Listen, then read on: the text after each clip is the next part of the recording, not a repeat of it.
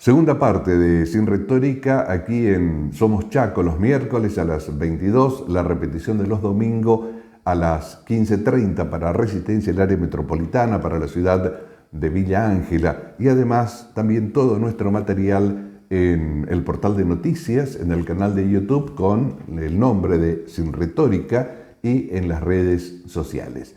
Y pasemos rápidamente a la segunda parte de la entrevista que nos concedieran las delegadas en el Chaco de la Asociación Argentina de Altas Capacidades, y nos estamos refiriendo a Victoria Luque y Nancy Pontón. Claro, es como decir, ¿cómo no va a salir así si el papá era tal? Claro, el papá, imagínate, salió el abuelo, Ajá. que no es o al padre o a la madre. Absolutamente biologicista, la concepción. Sí. Tiene El una 80%. cuestión ambiente también, porque como es Dicen una que potencialidad, o Sí. sea, si no se desarrolla, si no hay Claro. un ambiente propicio para desarrollarlo, ese niño, por ejemplo, si un niño tiene la capacidad de ser un gran músico, pero jamás por su condición económica o lo que sea, conoció lo que es un instrumento, Claro. o no vio una orquesta, o no escuchó a alguien que canta, o sea, que canta lírico, por ejemplo, obviamente que no. el entorno colabora o no colabora al Pero desarrollo. podría deducirse Esto pasa entonces, en todas las claro, funciones. Se podría deducir aquello que muchos dicen, sí me recibí de médico porque mi familia era de médicos, de abogados, pero en realidad yo quería ser futbolista, ¿no? El talento es poder hacer lo que a uno, para lo que uno nació, por decirse, porque tiene un talento innato. Porque encima uno cree que los talentos, por ejemplo, la inteligencia creativa, el común va a decir, dibuja bien, es creativo. No tiene nada que ver con el arte plástica, por ejemplo, o con el arte escénica. La creatividad es fundamental para el futuro. Y los chicos, Estos niños son muy creativos. Los niños y las niñas tienen, de acuerdo con su edad, ¿no? ¿Tienen alguna conciencia de que son diferentes? Siempre te sentís diferente, te sentís el sapo de otro pozo, que no encajás. Es muy buena pregunta, Pedro, porque ellos saben que son diferentes, pero no pueden decirlo. Ellos no pueden decir me aburro. Porque los marginan. No tienen la automarginás, porque no tienen, entre en los ocasiones 3 y los 8, 9 años, uno no tiene la suficiente madurez emocional que la da la experiencia de vida para decir, yo considero que este salón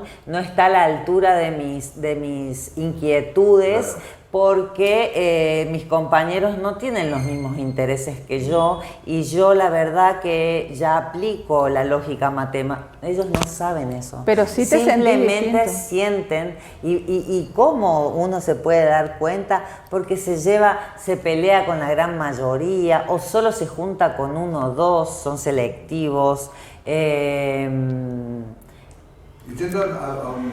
a un ejemplo práctico. Los ¿no? otros lo rechazan. A un ejemplo práctico, por ejemplo, suponte un niño que está preocupado con problemas existenciales como ¿qué pasa después de la muerte?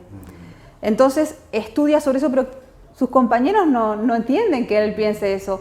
O qué sé yo, sabe de astronomía, o sabe, en casos cercanos que conozco, de teología, discusiones que tenían que ver con cuestiones teológicas que son, por ejemplo, la justificación de la fe, las cuestiones escatológicas, que después, bueno, uno se da cuenta que son de ese tipo, ¿no? Hay Cuando sos cosas chico más no comunes no lo también. entendés. Hay cosas más comunes. Yo que me dedico a la educación, por ejemplo, son chicos que les gusta salirse de las reglas, por ejemplo, los juegos normados, ¿no?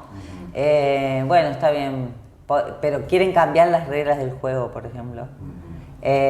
Porque se cansan, pero ellos no saben decir, ay, qué aburrido el ladrón y al poli, toda la vida nos vamos a perseguir, podemos hacerle una modificación, o quieren ordenar, quieren controlar los juegos, o quieren ser diferentes. Por ejemplo, la señora le dice, bueno, vamos a hacer un dibujo de la familia, y ellos quieren dibujar un ratón en un cohete que se fue.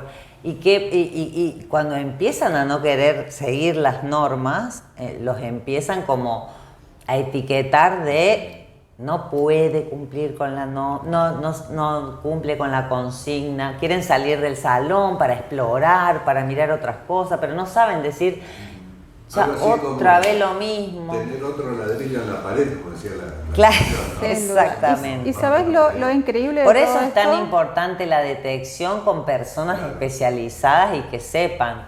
Perdón, ahí está el tema, ¿no?, que les quería comentar recién. Si hay un caso que la familia, el docente, la docente determina, ¿qué hace acá en Resistencia, acá en el Chaco, en esta zona del país? Bueno, nos estamos preparando en el norte. Lo que yo les pido como primera instancia, que busquen en redes Altas Capacidades Argentina. La asociación responde y asesora un montón de familias, y como está concentrada en Buenos Aires, vía mail les van a dar listados de profesionales. Así me pasó a mí. ¿Vos? Hay una contención. En mi caso particular también. Hay Hay una contención. una contención, Hay acompañamiento incluso desde lo legal, o sea, te asesoran cómo actuar. O sea, la asociación no litiga, pero Claro. lo que hace es muchas veces reunirse con los padres y los representantes o los directivos de los establecimientos educativos como para, o sea, explicarles que existen este tipo de condición, acompañarlos y orientarlos para el tema de la adecuación curricular y demás. Sí, y todo esto es gratuito. Incluso para las familias, por ejemplo, hay cursos gratis que se pueden hacer hoy virtuales. Para docentes, para una profesionales mamá, un de papá, la salud. que para ver qué es, y le van a decir cuáles son las características, cuáles son las tipologías. En las currículas de educación primaria, fundamentalmente, ¿existe algún atisbo de abordar el tema, algo cercano, algo parecido o no? Nosotros tenemos incluso una ley provincial, que es la 27.2. Incluso la ley 1887 te habla de que el chico debe ser considerado en su, digamos, singularidad, y que el establecimiento debe acompañar su trayectoria educativa. La ley 27.12 sobre altas capacidades, un programa para chicos talentosos y de altas capacidades, que en su momento lo propició el diputado Sager.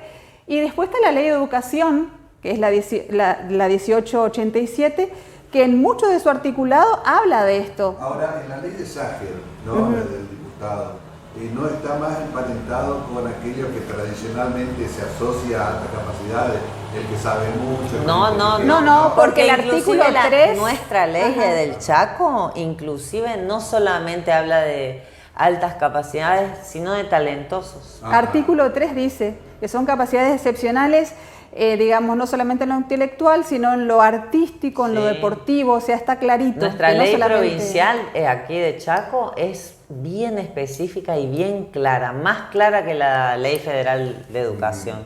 Claro. Entonces está normado y se cumple esa normativa. No. O sea, es necesario ir implementándola. ¿Cómo se puede cumplir algo que no sabes?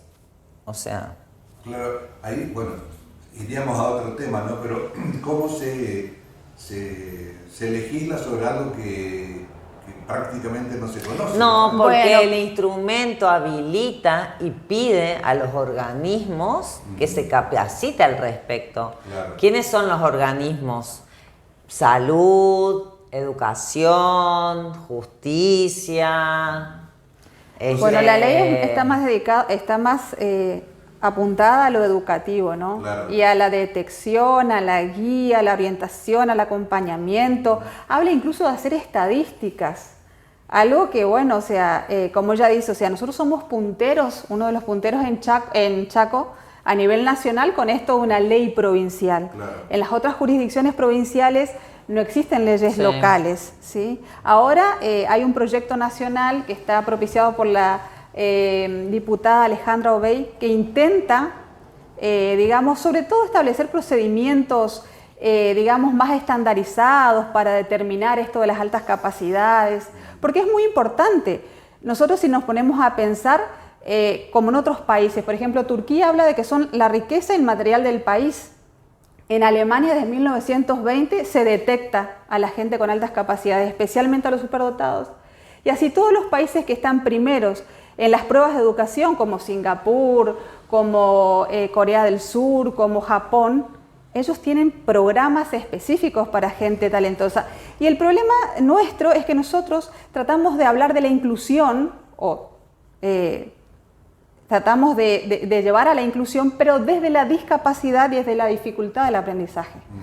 Pero y estos dejamos niños afuera. tienen muchas dificultades, por eso son un colectivo vulnerable, Pedro. Además también muy que vulnerable. la familia sepa que no es la única familia al que le suceden este tipo de Totalmente. situaciones. Aparte yo confío plenamente en que esto se va a armar una suma de voluntades desde los ministerios, desde salud, desde la docencia, porque es un tema nuevo, es un tema novedoso en la Argentina. Digamos, entonces todos tenemos que empezar como vos, Pedro, que nos diste este espacio porque te pareció una cosa que salía de lo común, digamos. Yo creo que también dar visibilidad, hacer cumplir las normas, empezar a detectar. En Resistencia se están empezando a detectar muchos chicos, ¿no? Están sufriendo muchos chicos. Yo ya conozco 10, no llego a 10, llego a 7. Pero fíjate, Pedro, por ejemplo, hay circunstancias de padres acá en el Chaco que los establecimientos educativos lo llaman a cada rato. Si yo te derivo el cuidado parental de mi hijo y vos tenés que adecuarte al niño y seguirlo en su singularidad, no me puede estar llamando cada 2 días y encima hacerme firmar actas, por ejemplo, por la inconducta. Ahí me estás mostrando tu incapacidad de tratar a ese niño. Nosotros o buscarle simplemente un diagnóstico negativo. Claro. Y nos estás abriendo el panorama de ver qué otra cosa puede ser. Se asocia más con problemas que con una Totalmente. Sí, nosotros tenemos una compañera delegada que está volviendo de Córdoba, que fue a diagnosticar a su hijo, que pasó cosas tremendas con su hijo.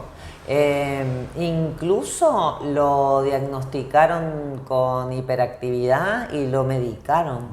Por suerte ella tuvo la sabiduría materna de no prolongar más de 2 meses el medicamento y se le cortó porque dijo no, me Entonces, quieren cambiar a mi hijo. Cuando alguien presenta que está escuchando el programa o ve o escucha algún otro tema sobre este aspecto, ¿qué tiene que hacer? Primero, Buscar en redes Asociación Argentina Altas Capacidades, ver en la info y escribir lo que necesita. Toda madre o padre saben que su hijo es inteligente, pero... claro, Porque tiene que haber alguna connotación de dicen, pero este que niño... le llame la atención, ¿no? Claro, que le llame la atención algo de que tiene un potencial, que tiene un talento, pero le pasan estas otras cosas. Si no es tratado esto, que hay ya algún tipo de... A nivel mundial hay muchas estadísticas. Es alto el suicidio en el colectivo, en la adolescencia. Hay muchos diagnósticos mal hechos. Diagnósticos con medicamentos como hay mucho mal diagnosticado con autismo, TDAH, autismo de grado 1, ¿no? Trastorno oposicionista desafiante. Sí. O sea, nosotros con esto no te queremos decir que los profesionales se equivoquen, porque nosotros no tenemos la competencia para esto, pero sí lo que te podemos decir es que si una familia busca información y empieza a analizar otras características, podría haber un diagnóstico erróneo y sería bueno evaluar a ese niño.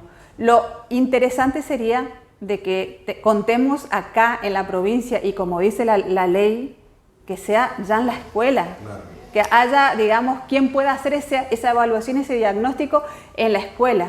Te cuento, Pedro, como primicia para tu programa, que hay un equipo que se está formando en la asociación y en el extranjero, y comprando todas las baterías de test homologados internacionalmente, porque es muy fácil encima. Hay test que se aplican hace mucho tiempo aquí en la ciudad de Resistencia, o sea que todo el nordeste va a tener un equipo de gente que pueda detectar, evaluar y generar un informe para tranquilidad de las familias y de los colegios, claro, y de los profesionales de la ciudad. Entrar a las redes y poner Asociación Altas Capacidades Argentina, Facebook, Instagram. Que escriban al correo que está en la info de contacto, que los profesionales de la asociación le van a contestar, le van a dar nuestros datos personales también para que los podemos poner en un grupo que hay del Nordeste, podemos asesorarlos, podemos acompañarlos. Es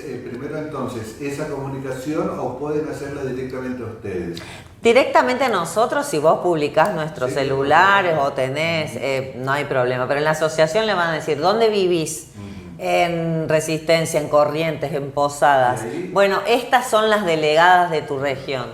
Nancy, Victoria, nosotros tenemos 2 compañeras acá en Resistencia, Soledad y Miriam, les van a dar nuestros teléfonos, nuestros correos. Y además también después les van a dar te voy a dar el ingreso a algún link a un drive donde tiene muchísima información para ver la familia. A ver, hay uno para hacer tildes de a ver, estos patrones, estas conductas. Lo importante es ocuparse del tema, ¿no? Claro, no quedarse con lo que le dice nadie, que se porta mal, o es muy llorón, o es muy sensible, es malcriado. Es más, fíjate vos, Pedro, que la alta inteligencia es inescindible de la alta sensibilidad. Las personas que son de altas capacidades son altamente sensibles. Y eso puede implicar muchas cosas, pero sobre todo muchas veces en lo sensorial. Fíjate, también hace un ratito el aromatizante de ambiente me provocó esto. O sea, hay una sensibilidad. ¿Por qué? Porque si lo voy a explicar de una manera sencilla, es como que vos la cañería de agua de tu casa sea de media, ¿sí? Y que otra persona que tiene estas características tiene una entrada de 1, y yo te diría que sí existe, no sé si existe, pero de 3.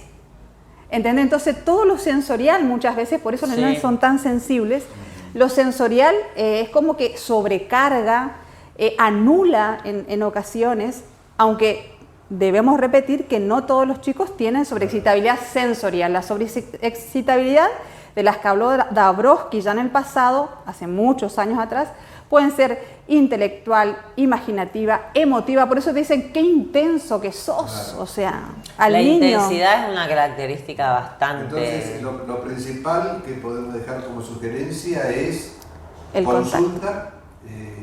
Consulte y que busquen, que pregunten, en todo el país, en todas las provincias hay delegadas. Y nosotros, como creemos que los medios de comunicación deben ofrecer un servicio.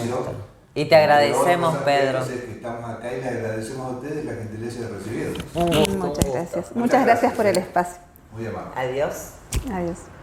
Creemos que este es un tema que tal vez pueda llegar de cerca a muchos televidentes que conocen a un sobrino, a un vecino, a un nieto, un sobrino nieto, que presenta algunas de estas características que nos indicaban Victoria Luque y Nancy Pontón, a quienes agradecemos infinitamente la gentileza de recibirnos primero y de explicar una temática que tal vez aún no esté muy difundida. Y de esa manera cumplimos, creemos, uno de los aspectos que debe tener un medio de comunicación, como es el de la información, y por qué no aportar algún dato que sirva de referencia como servicio para una necesidad de un determinado sector. Una vez más, muchísimas gracias. Y ya en la parte final de nuestro programa queríamos hacer algún tipo de mención, hilándolo con lo que fue el comienzo de nuestro programa de hoy, es decir, alguna alusión al caso Cecilia, a las investigaciones que se están realizando, a todo aquello que ya parece ir perdiendo la intensidad de las primeras horas y va entrando en un marco, podríamos decir, un poco más sensato, de cualquiera de las partes que están interviniendo. Sin olvidar que este es un hecho netamente policial, criminal, pero que a su vez es pertinente o es posible arribar a algunas conclusiones a través del análisis de otras variables que no son solamente aquellas del aspecto criminal y o judicial o de las investigaciones, porque es obvio, tiene alguna característica o podría incluirse algún tipo de característica o interpretación política, fundamentalmente porque estamos en un año electoral y a pocas semanas, a 15 días de las primarias abiertas, simultáneas y obligatorias en el Chaco, a pocas semanas de la nacional también, pero que en las primeras, en las locales y en las PASO locales, se veía con mucha atención, o se esperaba, mejor dicho, con mucha atención, cuál sería la reacción del electorado y si este caso, el de Cecilia, tendría o no algún tipo de impacto, especialmente para el frente oficialista con Jorge Milton Capitanich a la cabeza. Muchos podrán decir, sí, tuvo porque el frente chaqueño perdió con Juntos por el Cambio, pero habrá que ver, o podemos analizar en todo caso, su relación con las últimas elecciones, por ejemplo, anteriores a esta que tuvimos, que se efectuaron en la provincia y que fueron las de medio término en el 2021. En aquel momento, sin el caso o un caso parecido al que desafortunadamente estamos viviendo aquí en la provincia del Chaco, los guarismos que se dieron en aquel momento fueron muy pero muy similares a estas PASO 2023, con toda la incidencia de que podría haber tenido el caso Cecilia. En aquel momento, recordemos, en las PASO del 2021, en las de medio término, ganó la Unión Cívica Radical con el 44% aproximadamente, en las PASO. Después, en las generales, bajó al 42%.